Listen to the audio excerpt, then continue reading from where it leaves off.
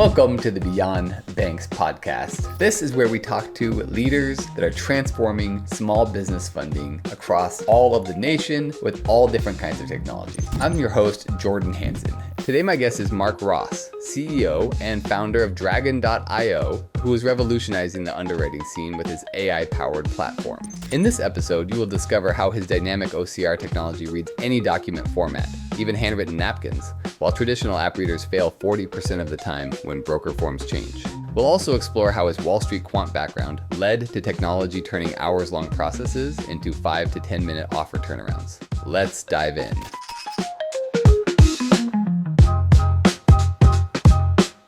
Hello, everyone, and welcome. I'm here today with Mark Ross.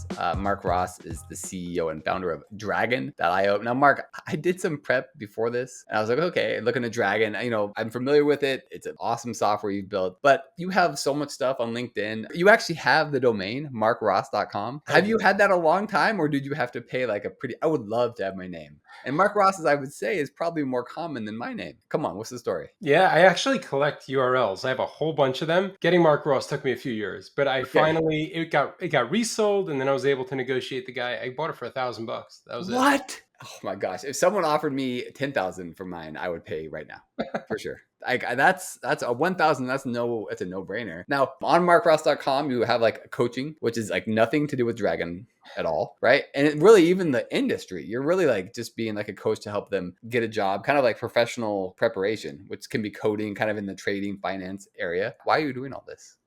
That's my background. Okay. Well, I knew that. I knew the trading finance was your background, but you wouldn't have to do. You could just focus on your software business now. Yeah, I don't coach very much anymore. Okay. I didn't take down my site, and quite frankly, so this is very funny timing, because literally yesterday I put finishing touches on a book that I've been working on since 2016. I was going to bring that up. That was next. I was also writing books, author over here too. So I was writing that. That was right after I got hired by State Street, and people always talk, it's like with students and young professionals, I'm always hearing, oh, it's a terrible job market. It's a terrible job market. And I've been hearing that my entire professional life. Yeah. Yet I never struggled to find a job. And it's not like I'm some privileged individual. I was in weird situations going from a no-name undergrad. I got into a very competitive master's program. I got into Morgan Stanley and then State Street. And there was no one holding my hand, no one making referrals to me. I did it all myself. So a lot of the strategies that I used and worked, I would just write them down as I was doing them. Even back then, 20 years ago, you were doing this? So in 2016, I was working for State Street at the time, and I was traveling about 3 hours a day. It was an hour and a half commute each way. And I just took out my laptop and I just started writing ideas down. And at first it was just going to be like a career guide, for resumes, interviews. But I found that the balance was so heavily geared towards resumes. I figured, let's let that be the first book. So I literally started in 2016, finished it yesterday. 9 years, just a 9-year book in the making. It's kind of like something you've just had in your mind and you've just been working on a little at a time.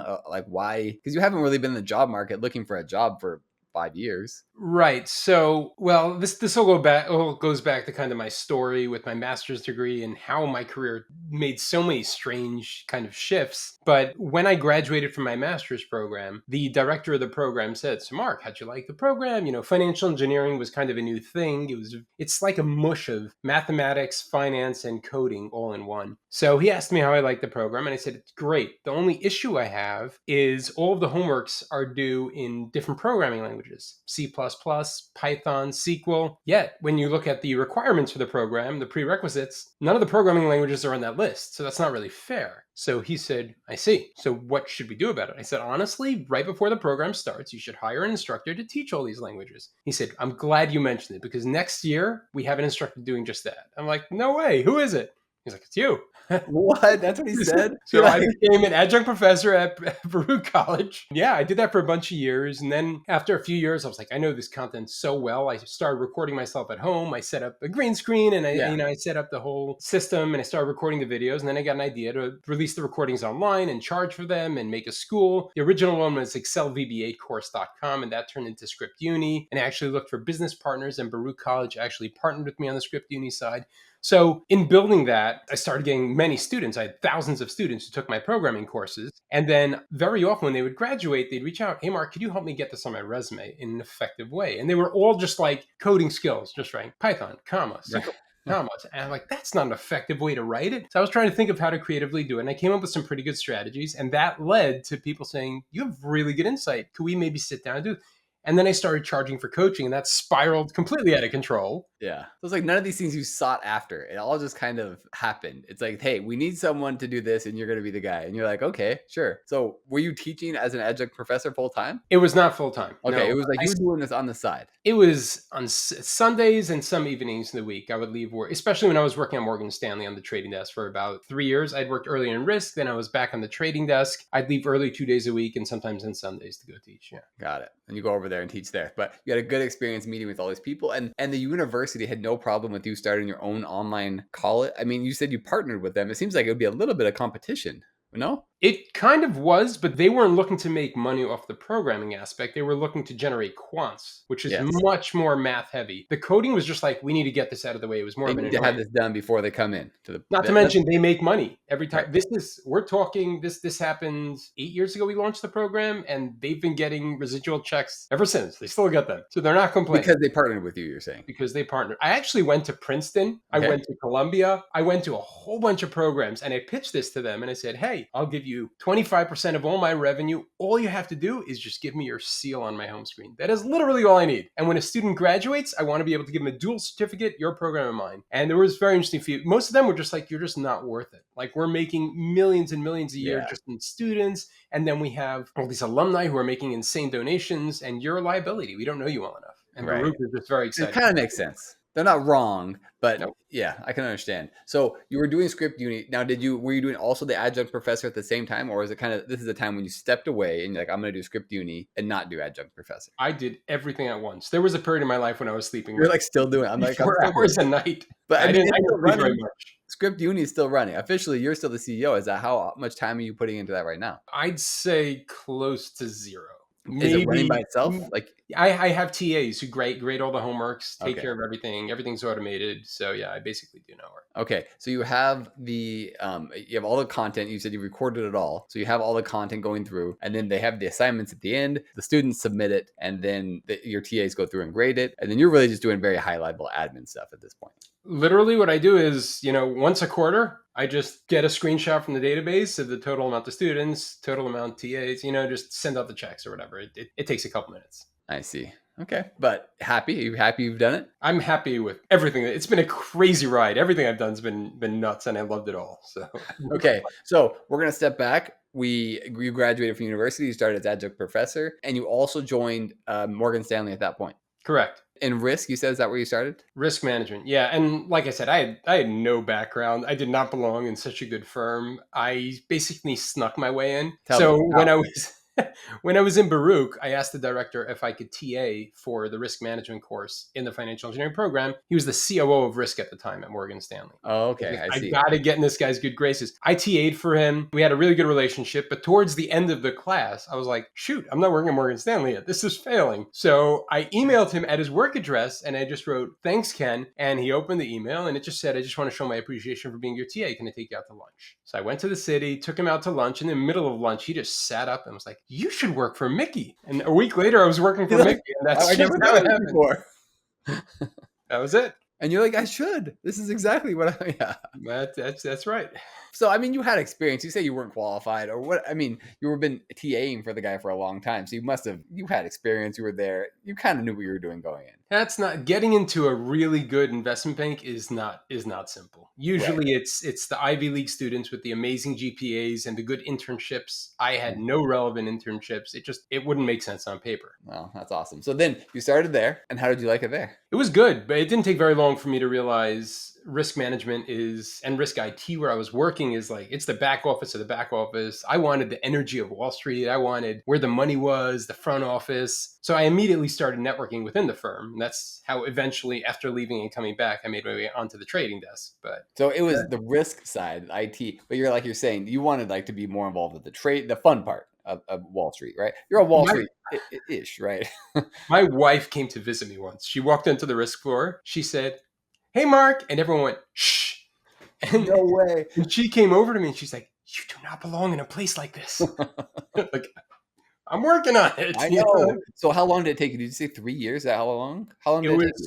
I was in risk for 3 years, networking with like every managing director in the firm. Eventually, I found one that I wanted to work for. I spoke to him. He's like, I love you. This would be amazing. You totally should be on my team. He went to his bosses who ran the trading desk. They both said no. They didn't even meet me. They said, he's an IT guy. He's back office. He's never squared off with clients. We don't need him on the trading desk. So I said, is that their only complaint, that I don't have client facing experience? He said, yes. I said, okay, I'll tell you what I'm going to do right now. I'm going to leave Morgan Stanley. I'm going to get that experience and we're going to keep in touch and you hire me when you have an opening. He said, I don't think it's a good idea. You shouldn't leave such a good firm. I was like, I don't care. I made up my mind. Yeah. And literally the next phone, I was getting calls from recruiters all the time to come do risk at hedge funds or whatever, because I had Morgan Stanley's brand on my resume. Anyhow, the next recruiter calls, like, hey, I'm a recruiter for State Street. It's a risk position. I'm like, not interested. I only want to talk to clients. She's like, no. It's a client-facing risk position. You'd be the clients with their risk. Okay. So pension funds, hedge funds, I learned more about it. Like, fine. One round of interviews, I got the offer, went to State Street, and I put an alarm on my phone. Every 6 months, the alarm said, remind Steve. Talk to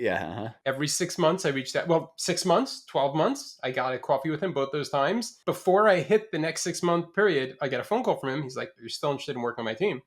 Like, yeah. He said, get over here as fast as you can. We didn't have a scheduled interview at all. I ran 3 blocks. I grabbed a tie. We had these little cubbies by our desk. Threw on a tie. My boss was like, Mark, why are you putting on a tie in the middle of the day? I was like, lunch. He's like, no one wears a tie to lunch. Don't worry about it.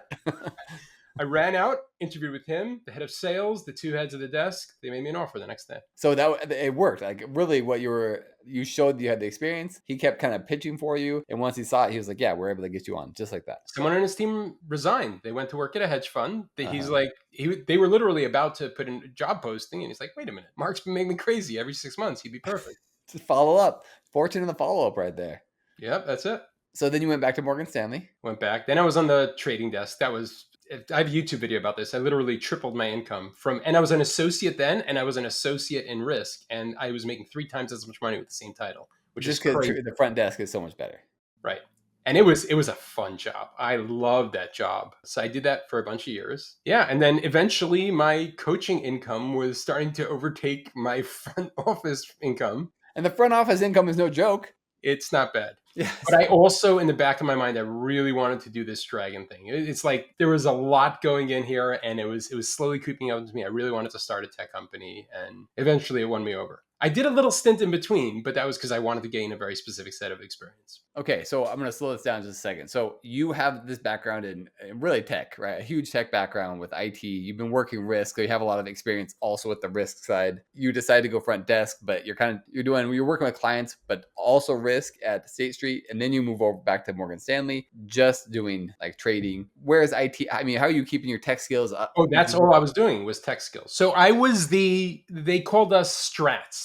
Okay. Which basically means we create the analytics for the traders. We understand all the finance and analytics. My specific job was to design and automate all the reporting and all of the pricing that went out to hedge fund clients. Yeah. Like, I remember I was actually interviewing with a hedge fund a few years later, and they were like, do you have a portfolio we could look at? And I said, whoa. Do you prime brokerage with Morgan Stanley? They're like, yeah. I said, do you borrow stocks from them? Stock loans, securities lending? They said, sure we do. I said, great. That report you get every morning, that's mine. I built that. I built that portfolio. Right. So there's a lot of really cool automation I did.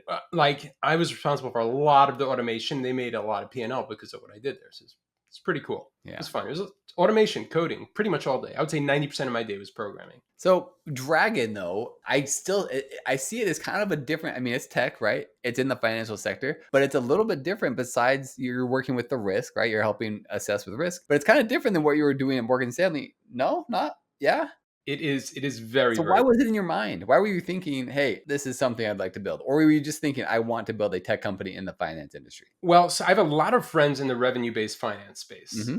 And that space, it's getting better, but it was very, very manual, like extremely manual. And it was taking people hours to get a single offer out when they're just looking at a few files, which is ridiculous. Mm-hmm. So I have a bunch of friends in that space, and a lot of them were approaching me, hey, we're looking for someone to run technology for us. Maybe you can automate some of our stuff. And I was like, I got my master's in financial engineering. I'm VP at Morgan Stanley. Like, I'm the king of the hill right now. My future's set in stone. I'm not throwing it away to join an industry that's like very poorly regulated. Like, it just didn't sound appealing to me. It's kind of shady over. We know it's not shady, but it looks shady from the outside.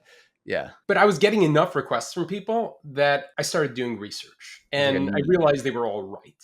Yeah. It is an industry that desperately needed automation. I didn't make any moves. I was just like learning. I was absorbing. I went to a couple funders and I checked out their offices and I learned what they were about, but no career moves. Then it got to a point in, I think it was late 2020, where I decided I'm leaving Morgan Stanley. Just the coaching was so much better. I was working literally 2 hours a day coaching and making the equivalent of my Morgan Stanley salary. Yeah. It didn't make sense. Mm-hmm. But I did want a stable job. I had a house. I have kids. Like it just, I couldn't take the risk of relying entirely on my coaching clients. So I went back to Numerics, which is a financial software company I'd worked for 10 years earlier. I know everyone, all the executives there. And I did something I always wanted to try, which is software sales, which was very, very helpful in me being successful with Dragin later on. So I did software sales there for about 8 or 9 months. And then one of these funders came over. He's like, please, we need a CTO. I was like, absolutely not. He's like, what's it going to take for you to automate this space? Because I need my stuff to be faster. And I said, give me the right size investment. I will start a company that will fix everything for you. And that's what we did. Gave me That's how we met. Got introduced. That is what happened. That's how we got together. Made a big capital injection, started hiring a team, built software, and we hit the ground running. Like the very first thing we built at Dragin, nobody else in the industry had ever seen before. They didn't even know it was new, but it was new. So like it was from day one, it was so much fun because we were just beating everyone immediately right off the bat. Can you tell what it is? I mean, I want to know. A tech guy, I don't care if we're talking tech and maybe it's not interesting to some people. To me, I'm in. I want to hear this. What was the cool thing? So at that point, the only automation in the revenue-based financing space was app readers. And what they did is, because all of their deals came in from brokers, all the brokers would have their own templates. So a business owner would reach out to a broker and say, hey, I need some financing. I'm looking for $100,000.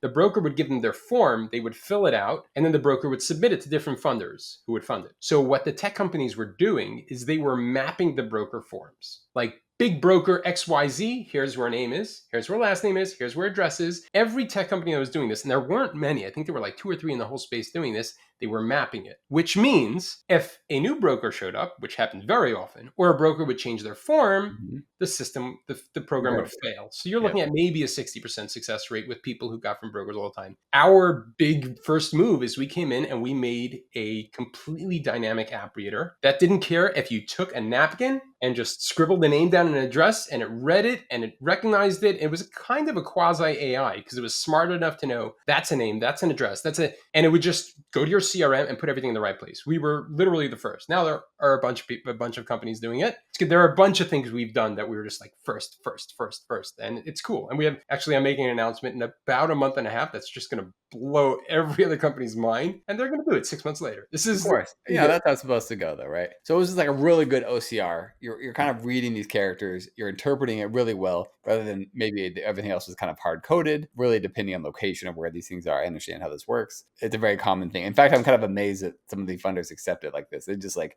I'm like, how do you process these applications? They're like, yeah, they just email them to us. And I'm just like, oh my gosh, right? You have to go through these manually emails, and that's kind of what you were dealing with. That's the next huge thing we did. So we did the OCR thing. It was great. Everyone who did a demo with us was very impressed, but I felt there was a fundamental problem with what we did. And I see this on Shark Tank a lot. Somebody shows a really cool thing, and the sharks say, that is a great product, but it's not a company. And that's what I was feeling at that point. I'm like, I made an app reader, but is that a company? It didn't feel right. And then it just hit me one day. I'm like looking at some of these clients, like there are way too many deals coming in and they're dragging and dropping and this and that. What if we could identify all the file types out of the email inbox, decide if it's a legitimate deal, read the app automatically, decide whether to proceed with it, move the email to the appropriate folder, and load all the data in the CRM, all hands off. Now, at that point, these funders, like any of the mid-sized ones, had 10 to 20 people doing this manually every day. If my dream would have become a reality, like literally all of them are gone. Now, you don't want to fire those people, but you can work on something else, whatever, right? Yeah. And we did it. It actually took way longer than I would have liked because it was very complicated to build at first, but we did it. We were the first ones in the space then to do email automation. What's interesting is a majority of the copycats that came afterwards, they all said, forward us your emails, which to me sounded crazy, like the risk of sending emails out of your email inbox to a different company. And they were just, and it gets so messy and you don't get your emails organized. And the way we have it plugged into the CRM, you could do responding back to the same thread. So the brokers love it. Like everything about it was so beautiful. Yeah, we did it first and we did it right, which is very interesting because a lot of times you talk to people in business, they're like, you don't have to be the first. You have to be the first to do it right. Well, we nailed both of this. That was our big break. Like once that came out, that propelled us to a new Then you level. had a company, what you're saying. It wasn't just like Then a we cool had, software yeah, tool. It was like a company. because then we weren't solving a problem. We were solving like an entire part of the cycle. Like Mm-hmm. to get to the underwriting, that entire processing stage, we fixed. It wasn't like a screw. We just did the entire mechanism essentially. Now, would you say, like you're saying, you're continuing to go, you have a lot more you can do, I'm sure. You know, you're early, really 2021, I think is what it said. That's about when you That's started, right? when we started. That's when Yeah. we got So the it's been name. 4 years, Right. which is nothing. We started selling early 2024. So we're a year and a half in selling. Okay. Okay. So, yeah. So you barely started selling. You're so early on in the stage. There's so much left to go. What do you think is like the coolest thing you're looking forward to in technology? We'll start with there. Okay, so I can't tell you what's coming out in a month and a half because it's so ridiculously good that if I say it, every other tech company is going to be scrambling. Yeah. It's No going to be a worries. No little worries. nuts. But I Besides can that, tell you that our last press release, which we did, I think about 2 months ago, we went through a list of like a little under 1,000 websites, and we picked only the ones that are state registration type websites, that are legitimate websites that have information. And we set up an AI system that when a deal comes in with an app reader and all of the pre-decline rules pass. So if you're a funder and it says, we don't do Texas, and it's a Texas deal, we'll just put it in the CRM and decline it. But if everything passes, industry's good, state's good, we then go to the web and we scrape it. What we do is we use the name of the business, the name of the person, the address, the EIN if it's in the form, whatever we can. And the accuracy is insane. It's 100% effectively. We find the business, and then we get all of the meat. We get information about business registrations. We get all the verified information when the business was incorporated, when they started selling. We scrape all the review sites and summarize the reviews from the customers, how well the business is doing. So we launched that about 2 months ago, and the phones were off the hook. Everybody wanted to see this. Even people who before told me, no, not interested, we're happy with our CRM. They're like, can you plug into our CRM? Yeah. Maybe. In some cases, yes. In some cases, no. So that's, as of recording this, so it's, July 30th, I predict within 3 to 4 months, you're going to start seeing a lot of that from other tech companies. Yeah. But the next thing we're doing, it revolves around AI, but it's going to now come after the underwriters. So until now, we were like focused on the processing part. Now it's getting a lot smarter. What we're building is it's going to just know whether you want to do the deal or not. And it's not going to make the decision for you. All the CEOs are concerned about that. I don't want to make a They want a scorecard more than a decision, right? It's going to give everything that you need to know in such a beautiful way. It's going to be like obvious. You're going to be able to, right now, our clients are getting offers out in 5 to 10 minutes, which is industry breaking. That's going to get down significantly once this comes out. It's going to be a game changer. Yeah, that's awesome. Oh, Mark, you're doing really cool stuff. So how do you feel? This doesn't affect you as much as the customers, the merchants, these funders. Regulation in this industry. How do you feel about regulation? It really doesn't. Do you feel like it affects you very much? And more them, right?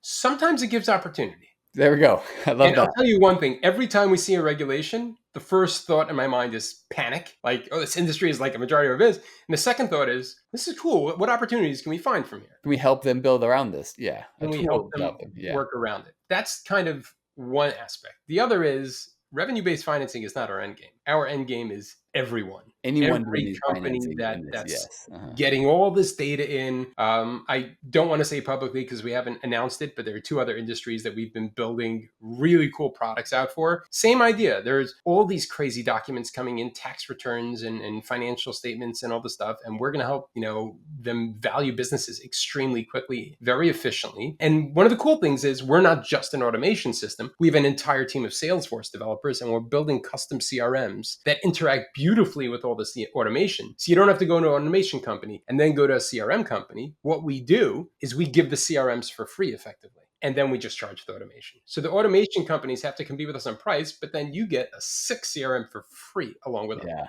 which just nobody else can compete with right now. Yeah. That's awesome. Well, Mark, this has been great. I really appreciate your time. Appreciate you coming on. Just one final question. Sure.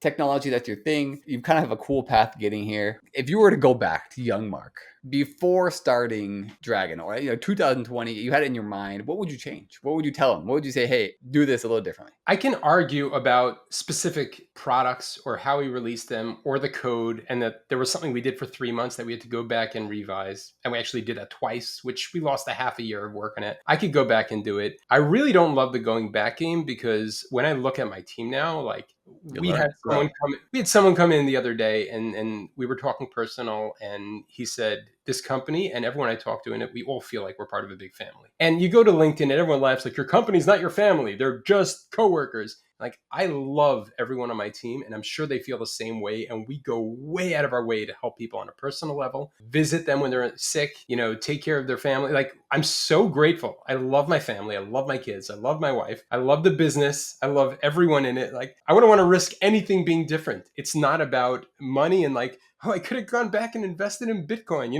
I Hmm. sold Solana earlier in the year when it was at the lowest possible level. I sold it and then it spiked to 150. That was crazy. And my thought was, okay, that was terrible. I'm not going to do that again. But if I wouldn't go back and change anything. I'm just so happy the way everything worked out, and it's continuing to work out. Oh, that's awesome. Sorry, That's a very terrible positive, answer, but optimistic outlook. I love it. No, that's a good answer, right? You're taking it as it comes, looking at it as the growth it is giving you. That's great. Thank you so much for taking the time. yeah, thanks so much.